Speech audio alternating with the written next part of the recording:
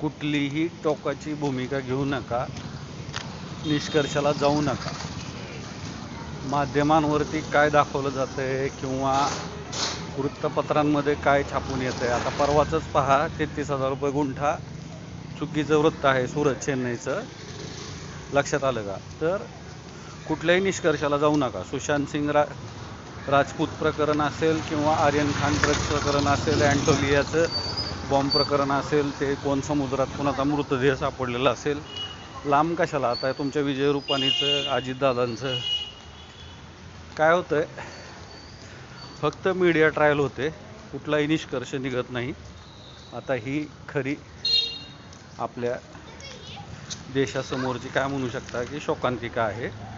कुठल्याही निष्कर्षाला जाऊ नका. शक्तिपीठ 1+2 असा विचार करा ना. असा का विचार करताय की नवीन